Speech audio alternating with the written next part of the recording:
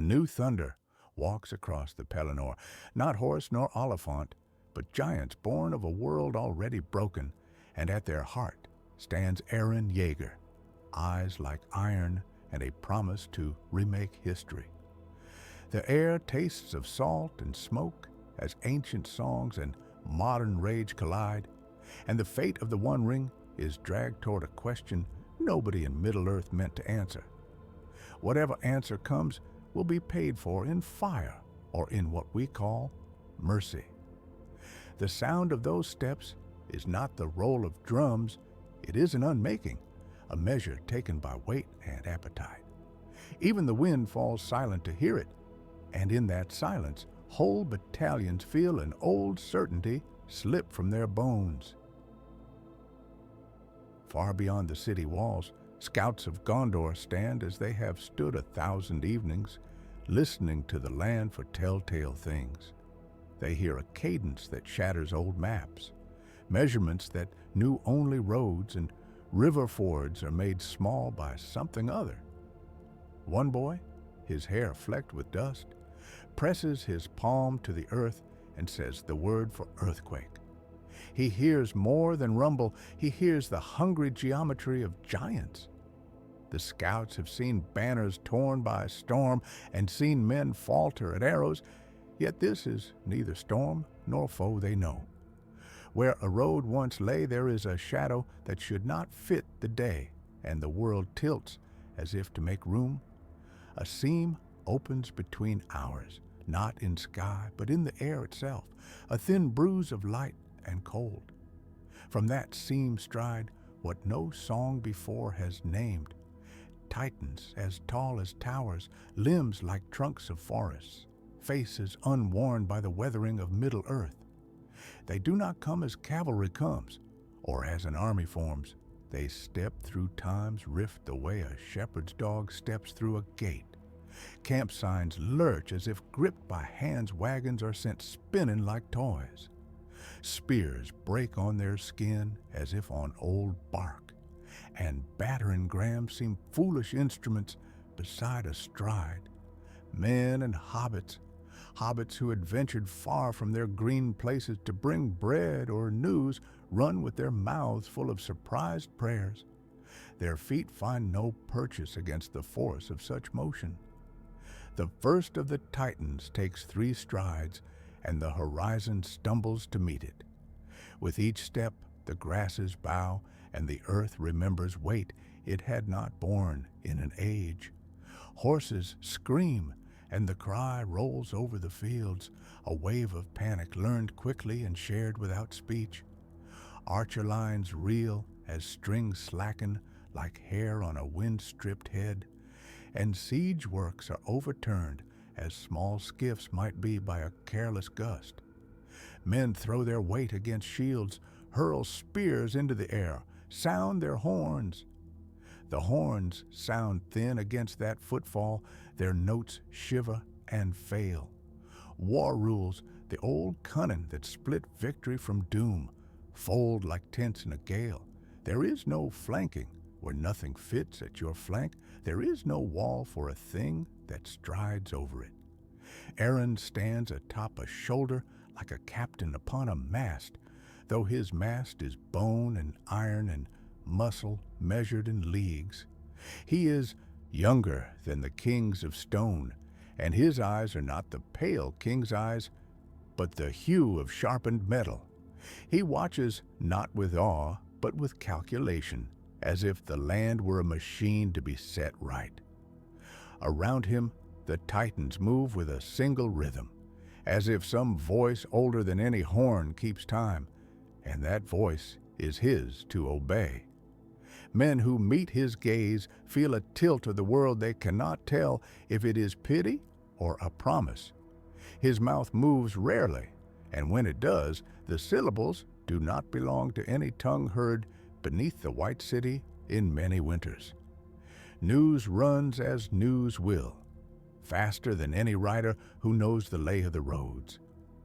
A lone courier collapses through the gate of Minas Tirith with his horse steaming under him, eyes white with what he has seen. He will speak later in choked sentences that make elders turn their faces aside, for now his shaking hands present the single thing that cannot be refused, the sound that even the towers felt. Denethor sits in his hall, and his hands tighten as though they might squeeze the world like a rind. Men gather armor, and some shout for the horn to summon allies. Others bow their heads and look toward fairy tale south, where tales say shadow gathers into shape. But this shadow marches with a stranger's stride. Among the stewards and captains there is talk of Sauron. Men say his name like a blade dragged over dry wood. It is not folly, yet none can place these footsteps into any map of his designs. Sauron's servants have known hunger and cruelty, and yet a thing may look like them and be of different cloth. Word reaches the White City in the form of a single raven and a flock of faces, faces of old men, of soldiers, of those who keep counsel. They speak of whether this is a new nature upon the land, some unmaking of the world's bones, or a new doom, one that will overturn covenants and remake allegiances by force of sheer presence. The city listens, and the plastering in the high chambers seems to sweat with the heat of thinking. Hobbits, who had joined in the procession as guides and cooks, watch from behind half-drawn curtains.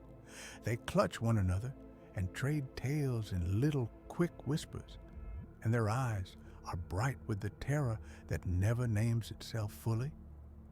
They have not seen giants like these in any old story, though their songs know of strange guests and strange times. A young hobbit, who had looked upon Minas Tirith as a place of stones and poems only, sees a Titan lift a tree like a reed and feels for the first time the weight of legend landing on his village collected back. He is small among those living statues, and yet he will remember the feel of that moment for the rest of his life.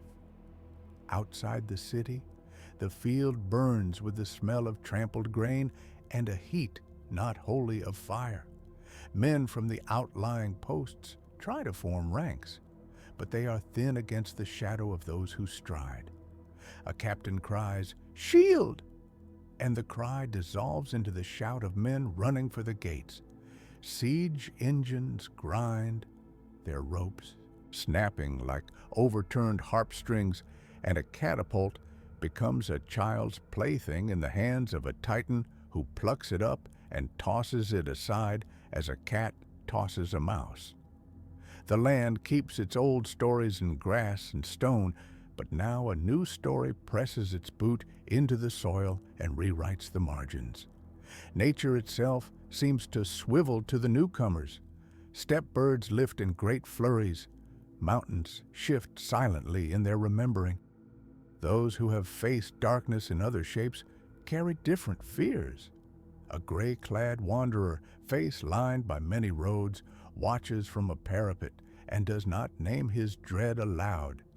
He has seen evil wear many masks, and he knows that will is often the deeper weapon. But even he, who has weathered sorcery and fell counsel, feels the peculiar wrongness of a power that is neither the craft of the enemy nor the handiwork of men. This new thing eats the logic of the world. It makes histories into raw matter and will them anew. He whispers to no one and to the stone, as if to test a hypothesis nobody else yet dares frame. If the rift is a door, who holds the key? In the dim galleries of Minas Tirith, the steward calls a council, and candles gutter like ebbing courage. Lamps throw long hands across the tables where maps are spread, though maps now seem childish measures. Cloth that once marked borders trembles under the breath of men who refuse to be cowed and yet have no plan to face giants. Should the city send envoys to parley? Should they muster men and make a stand at the gate? Or should they seek aid from those who keep knowledge older than crowns, those of the wood and the hills, the hidden places. Each question draws other questions like a tide. If Eren seeks the ring, what will he do when he finds it? If he seeks not the ring, then what is his design? No eyes can tell by looking at giants without history. The decision cannot be put off. Horns will sound and journeys will be taken, and once men move, there is no calling them back like a bell. The steward looks at the young messenger who had brought the first breath of the new thunder and sees in the boy's face a clarity that frightens him more than the sound ever did. The boy says a single thing, thin with cold and kept from foolish tears. He comes to change the world. For that proclamation, there is no ready answer. The council gathers its wills like weapons, and for each weapon, the mind tries to find a hand to wield it. Outside, the Titans move like a fate not to be bargained with inside. Men at the table bend toward a decision that will call others to them, kings and wanderers, strangers and old friends. Because in the end, such things are never faced alone. So the White City prepares its voice even as the fields still tremble. Messengers are sent, horns stilled to carry new notes, and the watch looks outward toward the seam from which the giants came. Decisions must be made about parley, about muster, about the ring that rests in shadow, and the servants who would take it. The council does not yet speak aloud all it fears, but it sets a hand to the wheel. Outside, a Titan turns its head as if to listen for what comes from the city whose name it does not yet know. Inside, men draw breath and commit themselves to action whose shape they cannot yet see. The hour is not yet won or lost. It is, at this moment, a choice that will reach across ages. A cold hush fell like a drawn curtain when Eren spoke again, and this time his words were not a promise, but a proclamation. He stood with the light of the outer doors at his back, a thin, bright line that made his shadow long across the flagged floor. His voice carried without effort. It had the hard sincerity of one who had loved much and had been taught only by loss. They have fed on fear for ages, he said, and they answer to fear. I will make fear answer to those who suffer. I will break what binds the chains. The simple cadence of those sentences struck the hall. Some faces clenched at once. Others tried to catch a sliver of hope in the hardness of his tone. A lord of Rohan, his cloak still smelling faintly of sweat and horse, laughed, a short, bitter burst, and asked if the breaking would leave them with ash. "You call ruin freedom?" he asked, and his voice was a riding snake of anger. Around him, veterans stirred, the sound like leather on wood. A young steward of Gondor rose with trembling hands and spoke for law and lineage. He would not have the city toppled, not by men, not by monsters. Yet from a booth at the side there came a low murmur of assent, as if the murmurers were tasting the word deliverance for the first time. The Titans, Eren's colossi of muscle and ruin, had not moved within sight, but their presence was a pressure at the edge of thought. Men and women who had known only the bite of lord and tax found their throats dry with longing. Gandalf listened in his quiet way, the gray of him like smoke about a candle. When he spoke, the words were measured as stones set in mortar. He did not accuse, he measured. Power answers power, he said, and his hand went to the fold of his cloak where, beneath the weave, an old warmth ran like a secret current. He felt it then, a tug like a small animal at leash, the one ring answering to something far greater than a man's voice. It did not roar. It felt intrigued. Around the circle, eyes shifted. The Rohirrim's laugh died, the young steward's jaw worked. Gandalf's gaze turned outward, toward the open doors and the dark that lay beyond them, and for a moment the hall itself seemed to listen. "There are forces older than we reckon," he warned. "They answer to a will not of iron and wood, but of hunger and shape." Aragorn rose as if the words belonged to him to answer. His bearing was not of a king yet crowned, but of a man who had walked roads where wolves made law and still come back to speak for others. "If law and rule are only cages," he said, "then to shatter them is to cast all into a wilderness." His voice was not a condemnation of Eren alone. It was pleading for stewardship, to hold fast for the weak and miserable who would be crushed in a new making.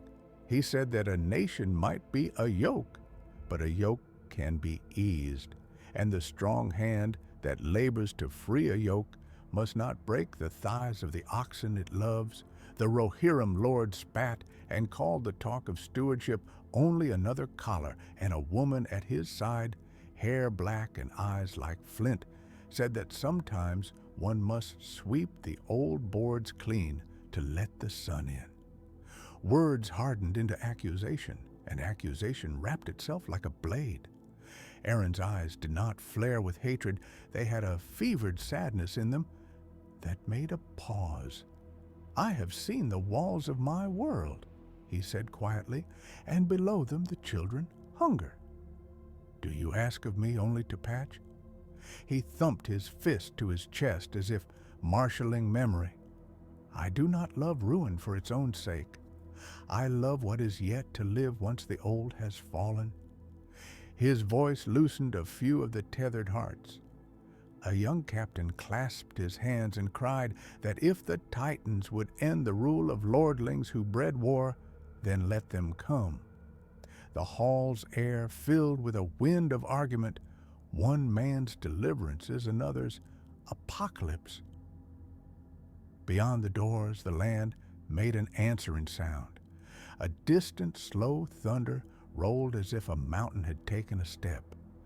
The windows at the hall's far side were shutters of shadow, but dust rose in a measured column along the road. A hawk left its perch with an agitated cry and wheeled over the city like a question. In the exact instant when the thunder fell, an elder of Gondor clutched the arm of his chair and whispered of omens. He had seen in his youth the ground split by some ancient tumult. The memory made the hairs on his forearm stand. To the men of the land, the Titans were not merely big, they made the valleys think twice. They drew a kind of awe that could be read as mercy by those who had no other hope. Under the weight of argument, counsel began to splinter. Some called for parley and patience, for reason to walk like a staff between extremes. Others demanded iron and a preemptive strike. In one corner, a small company of younger knights argued that they could ambush a Titan's leg and aim for the joints. The smiths muttered that no spear of theirs could pierce such flesh if flesh it was. The cry for war came with the sound of poured ale and the smell of boiled meat. It was tribal and immediate. The cry for waiting came with old vows and the memory of ruin made by hasty hands. Gandalf watched each faction as if counting stones on a shoreline.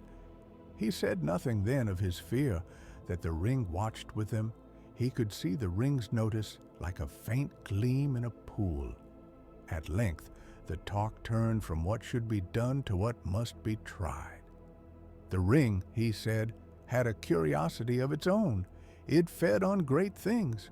It sought what towered and what would topple, and it could make men think they bound it and not be bound by it. Some scoffed and called this the talk of old wives. Others were strangely still. Even the scoffers were moved by the lines at Gandalf's mouth. "We must know," he said plainly. "If it can sway these new powers, we need to know where it stands."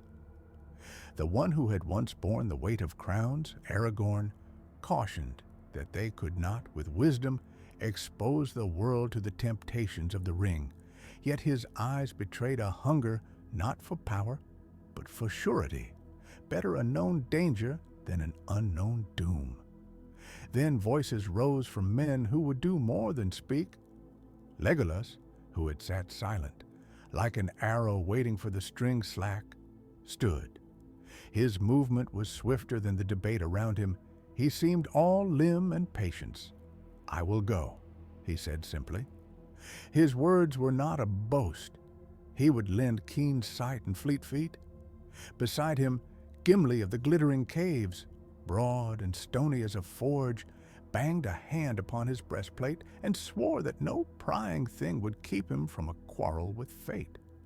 These two, elf and dwarf, gave shape to an answer, not by law or by doom-bringing giants, but by those who could move where kings spoke and wizards watched. Aragorn's gaze, when it landed on them, was a light that tempered the steel. He did not refuse them. He had held counsel with both races many times. In this night, their resolve made something like hope. They were not alone in volunteering. A slender captain from the city, one who had lost kin to levy and pestilence, stepped forward and offered his company. He would not wear a lord's cloak or sit behind a high table. Instead, he brought knowledge of the city's hidden ways and the keys that opened the vaults beneath the citadel. No great name made him worthy. It was the small mercies of such men that had kept the city breathing in hard seasons. Aragorn took him without pomp. The small band thus gathered would move as shadow and sound. They would seek the ring's counsel, and if counsel failed them, they would test whether the ring could bind a colossus or whether it would use a colossus to bind them instead. Gandalf's face in that moment turned hollow as moonlight. He untied the small pouch at his belt and held it out. The ring was not there. It had been hidden away from prying eyes. He offered instead his counsel and his warning. Do not let the taste of possibility sour into appetite. Take nothing but what is given, he said. Let no small victory open the lid upon old hunger. The captain nodded, understanding the double edge of the command. Legolas and Gimli only grunted. They had never been men of many words when the road opened. Aragorn folded a cloak about his shoulders and checked the blade at his hip, the steel sure and dark. Preparations were swift. Torches were readied that did not flare like the heads of young fools, but burned steady as a thought. Cloaks were fitted and boots checked for sound. A map, a crude, sweating scrap with the citadel's understairs marked in a cipher only the captain and the steward could read, was folded and thrust into a pocket. The hall emptied in a slow current, some to their rooms to arm, some to the stables for horses, some to the battlements to watch the road where the dust climbed like a column. Gandalf stayed in the doorway a long while, his silhouette a small bird against the wide night. He watched the small band fade into the dark and then turned his face toward the low thunder beyond the walls. They moved like a single breath through the veins of the city, for they meant secrecy. Above them, the stars were cold holes in wool, but the road showed a pale, restless light.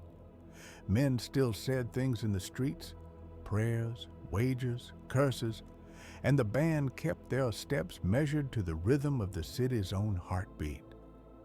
When at last they came to the stone that hid the secret stair, the air tasted of iron and dust and the faint sweetness of old wax.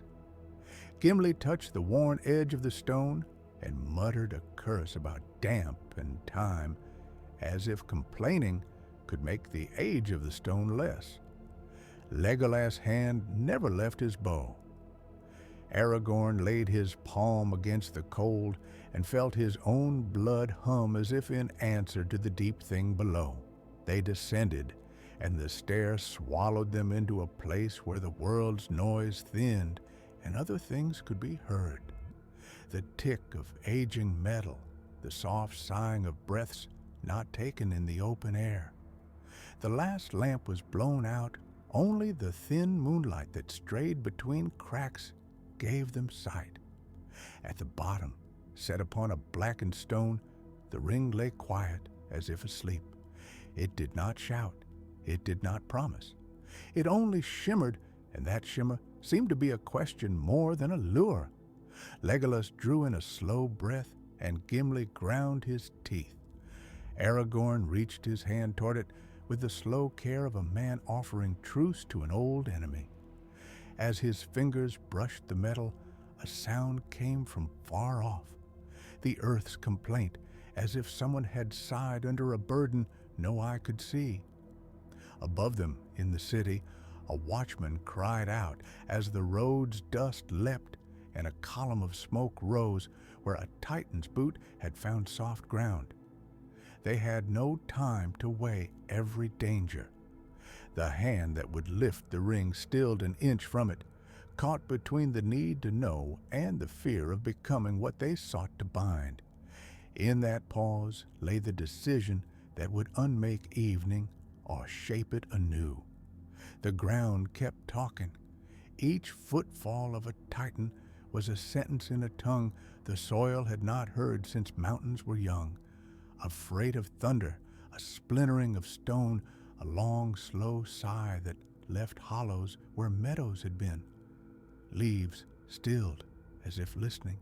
Birds took tight, bright circles and fled. Where a Titan's heel sank, grass lay down forever. Where it raised a hand, young trees were folded like letters and flung aside. The forest answered not with shame, but with ancient law. Roots unknotted themselves as if from sleep. Trunks leaned and cracked like old shields, and from those deep-grown places of root and memory came a voice older than the thin languages of men. Treebeard's cry rolled out of the woods as if the wood itself had found a throat. Treebeard moved with a deliberation that belied the violence of his limbs.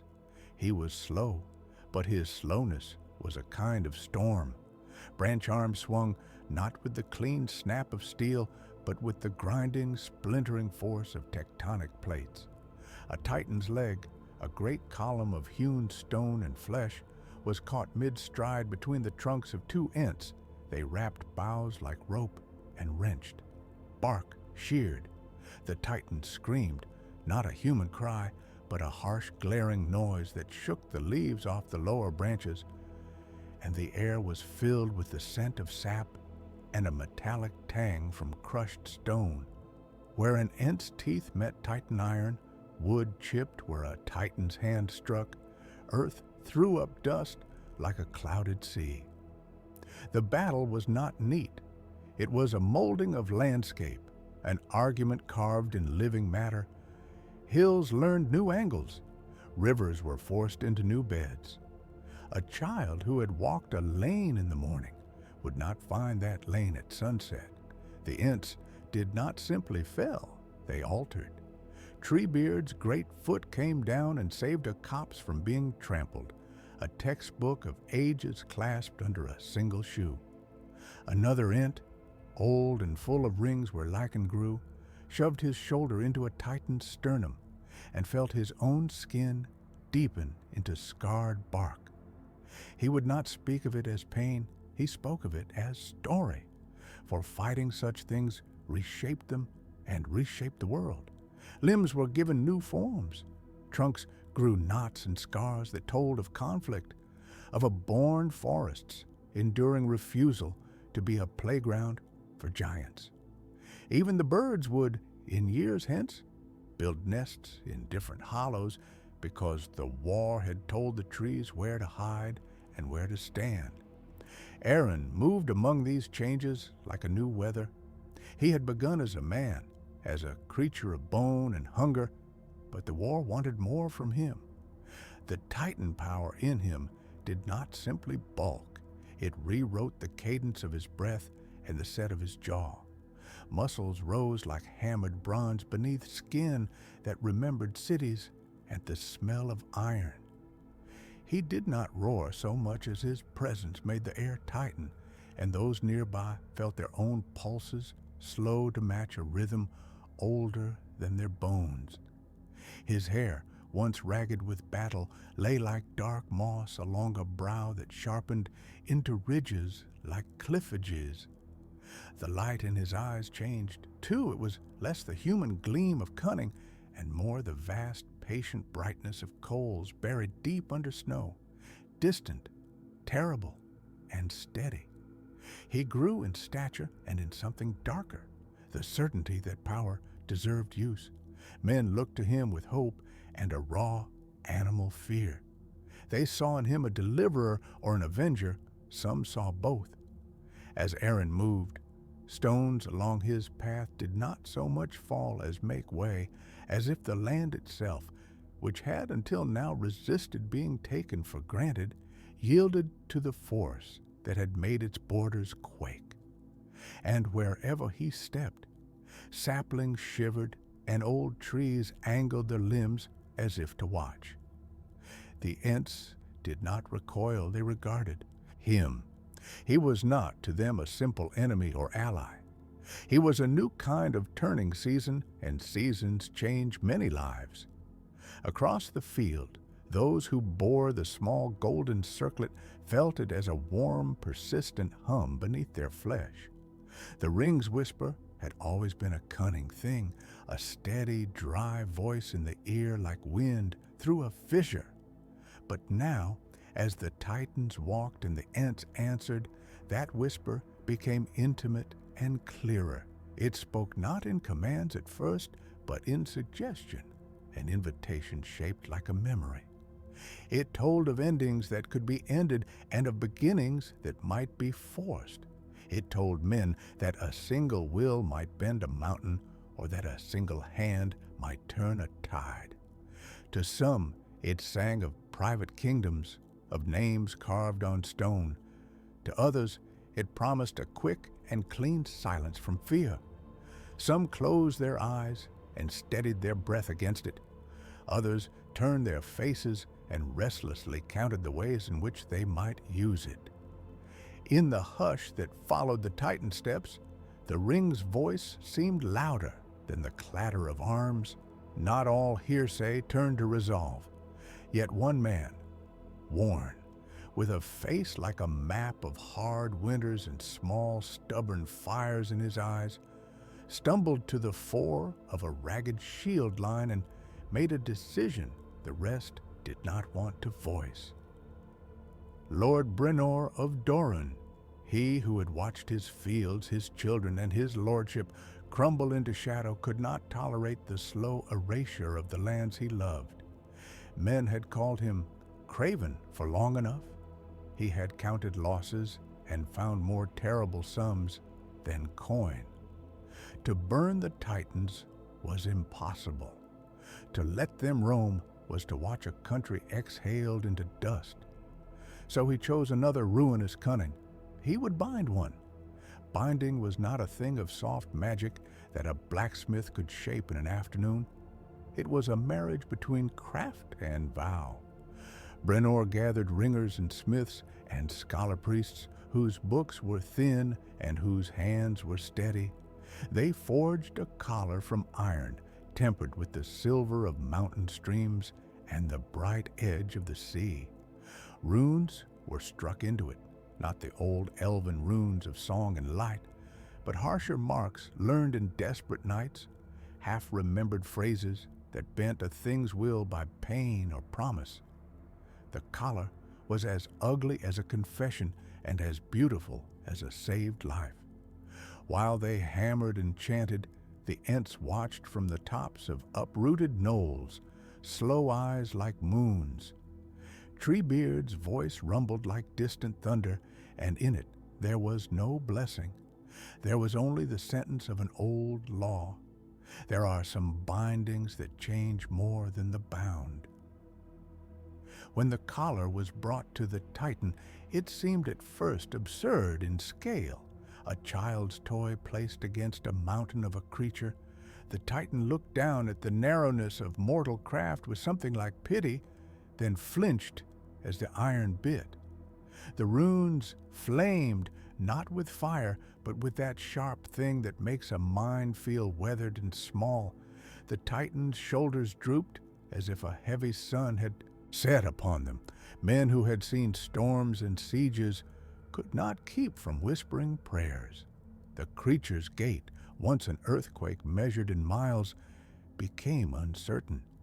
It blinked with a loneliness that made swords fall from hands. In those blank, slow eyes flickered the faintest shadow of obedience, and men felt a thrill like wind through an open camp. Yet obedience bound a will that had once been ruin. The transformation was not clean. To bind was to make a wound and then sew it shut with copper and lies. The Titan's great hands twitched and then obeyed simple commands: to kneel, to turn, to bear a load. For a time, that was enough. Brenor mounted its shoulder and felt beneath his feet something like the thrum of an ocean caged. The Titan moved with reluctant grace. It was no longer simply destruction incarnate. It had become tool and terror, both. Men cheered as fields were spared. Wives wept. Children clapped their hands and thought of giants as beasts, no longer as the end of their stories. But the world, which remembers every slight, marked the binding as if with a bruise. The earth around the Titan's path kept the imprint of its shackles. Grass browned where rune heat had touched.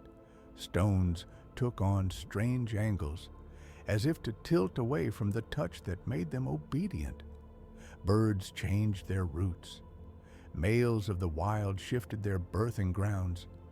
Even the Ents felt something large in their corollas, a small, bitter grief that was less about the one Titan than about the shape of choice itself. Treebeard said little, but when he did, the words fell like dry leaves. He warned that to bind a motor of ruin is to teach it restraint, but also to teach it to serve a new kind of hunger, and hunger keeps its own counsel. Eren watched these things with the hunger of a man who has seen a scale and measures its reach. He did not approach Brenor that night. He did not need to. Power smells of power, and he could sense, like a tide listening to a moon, the new current running through the land. The Titan that walked under Brenor's reign was a walking argument now. It could save a valley and yet teach men the art of command over what should not be commanded. Where once the goal had split to destroy or to control, it now narrowed into an edge that promised everything and took the cost in silence. Men whose hands had never known gold tasted the sweetness of command. Men whose hands had been born to till the earth felt, for the first time, the glitter of rule. Night brought no peace.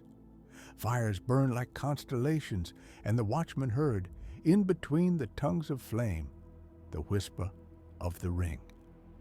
Somewhere beyond the hills, other Titans still strode.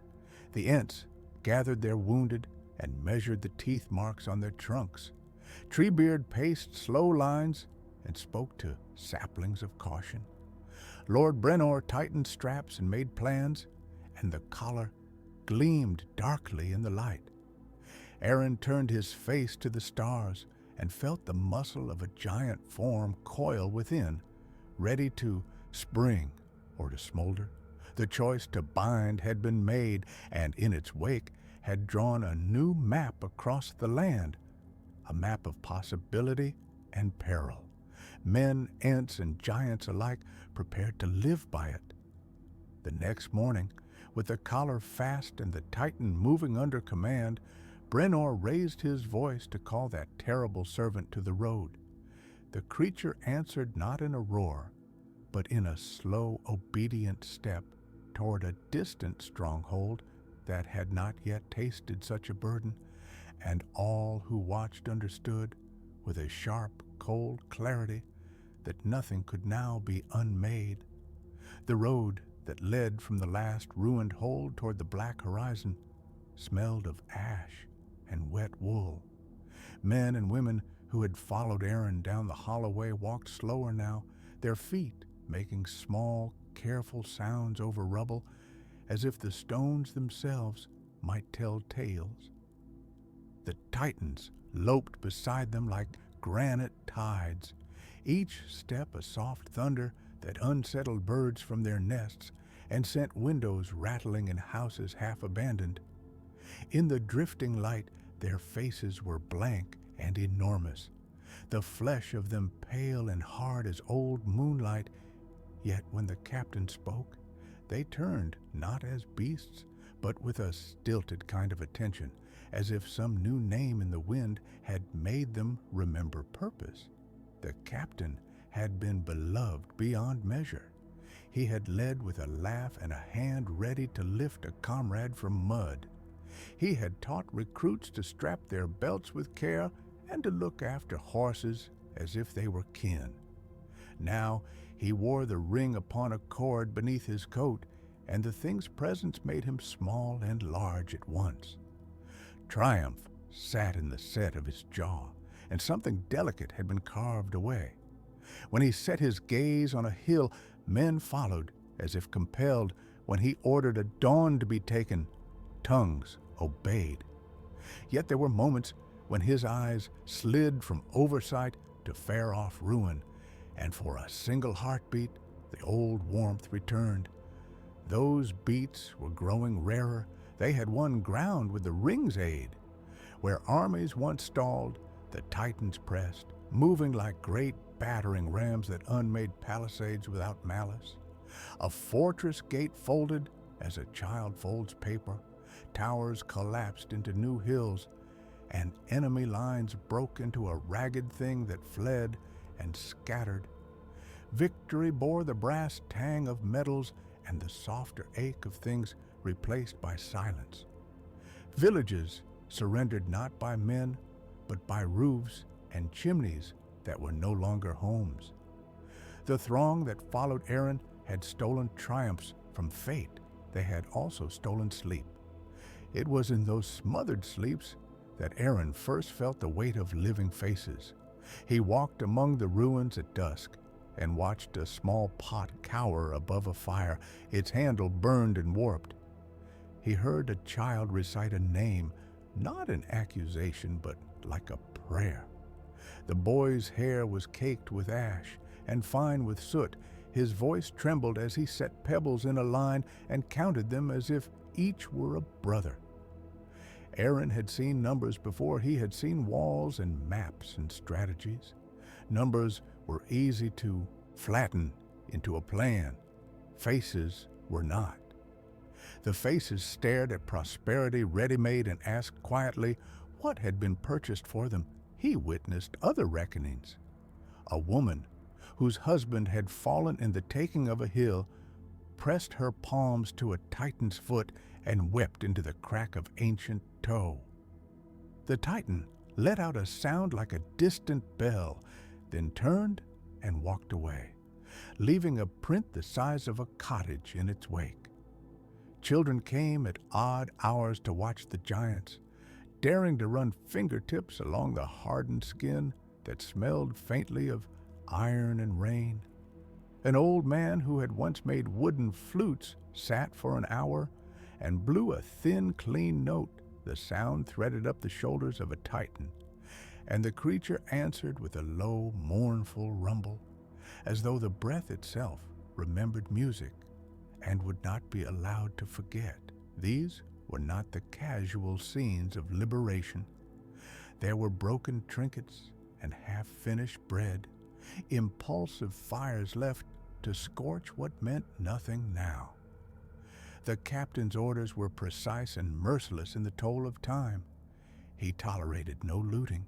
He denied no retribution, He set bounties on banners and names to be taken.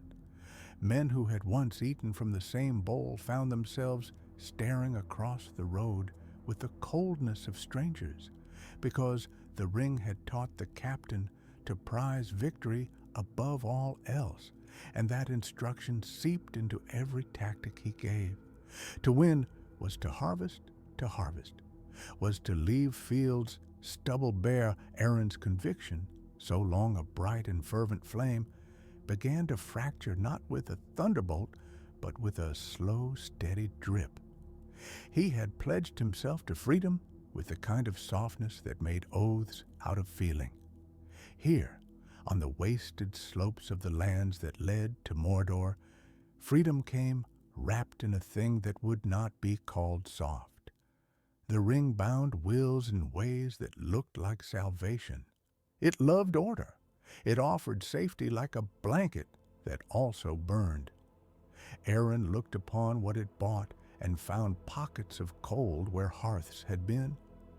He had not been blind to cost, but he had not known the precise geometry of ruin until he walked among those who could no longer call themselves whole.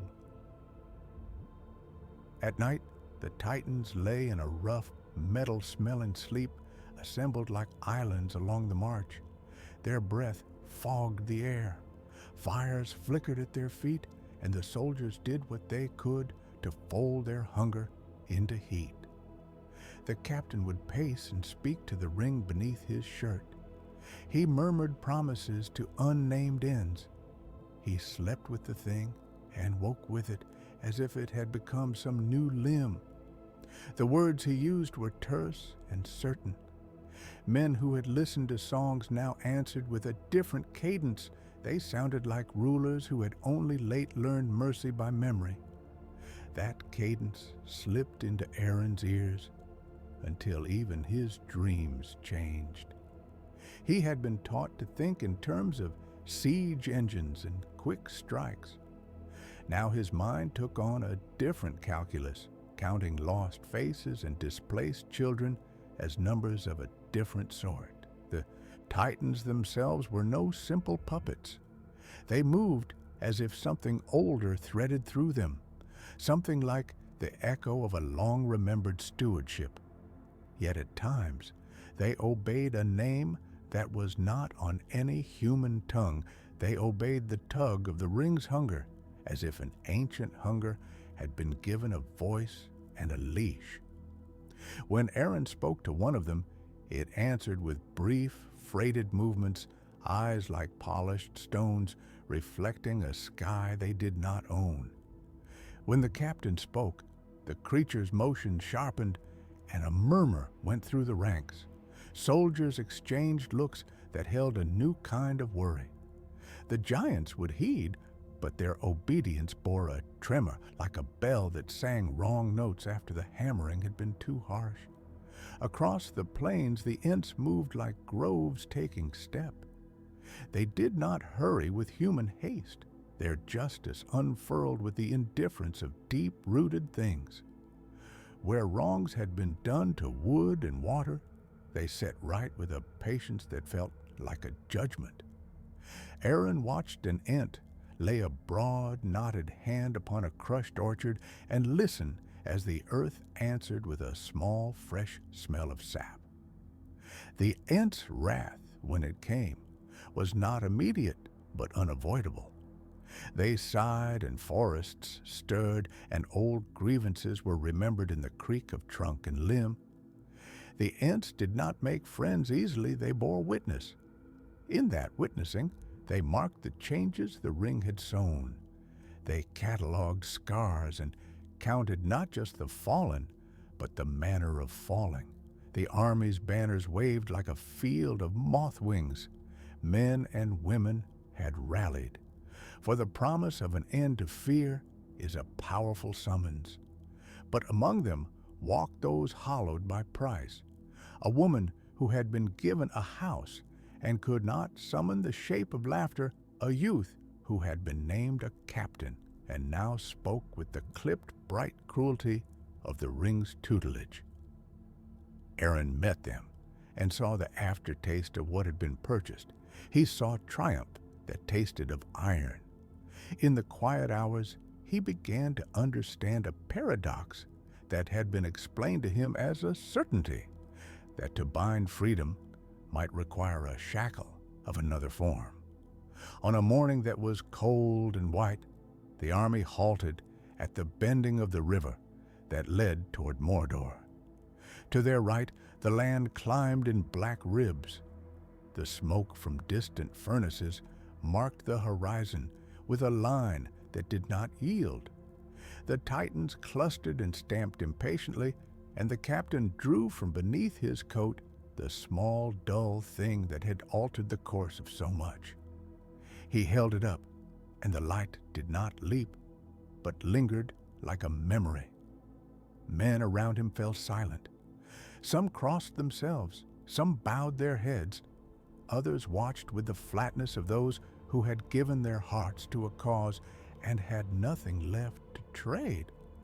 Eren stepped forward so that his shadow fell upon the captain's boots. He felt the ring like a pulse through the air, as if it had weight beyond making and unmaking. He looked at the captain and could see the man beneath the new hardness, a shoulder slope that used to carry laughter like a cloak, a hand that had once steadied the tired.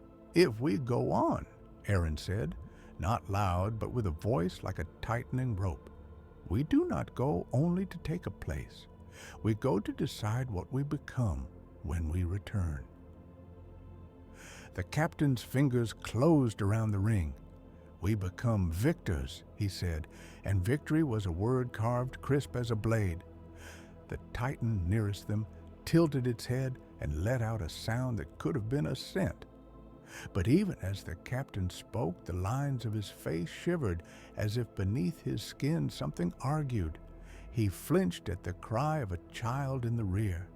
He watched as a small woman with a basket of nothing waited, and looked at him not with petition, but with the exhausted demand of one who wished to be seen. Eren understood then that he stood upon a knife edge between two kinds of salvation. One promised a removal of chains by force, borne on shoulders of stone. The other demanded that chains be broken by hands that bled. The ring had offered him a ladder made of bone, and gold to climb would mean calling down a price upon countless souls. To refuse would mean stepping into a war that would end in blood or slow attrition. His breath fogged. The Titan shifted, and somewhere an Ent sighed like a slow wind stirring leaves. He had to choose what to carry toward Mount Doom, the ring in secret, to bind the Titans more deeply and press advantage, or nothing, to risk a harder road where the fight would be theirs alone. Either decision would alter the shape of the world more than any map could hold. So he stood there with the rivers cold against his boots and the smoke of Mordor painting the sky, and the army around him held its breath. The captain watched, the ring gleaming faint against his chest, and the Titans made small motions as if testing the air for a command. Eren felt the faces of the villages, felt the child's pebbles counter his heart like a small, stubborn litany. He thought of the Ent's patient justice, of the way the world remembered wrongs. One choice would make him the architect of swift order, the other would make him the bearer of uncertain mercy. He lifted his hand not to the ring, but to the open road, and through the white air his voice etched a single sharp intent. We go to Mordor, we go to end it, and we go mindful of what we must not become. The captain smiled, but it did not reach his eyes. The Titans responded with a low, layered sound that trembled like distant drums. Men and women arranged their packs. The Ents took the long step and fell into the march as only the patient can. Behind Eren, the ruined villages breathed as if in a sigh. Ahead lay the black mountain that had claimed so many names and given none back. The choice had been made to set forth the manner of final reckonings had not.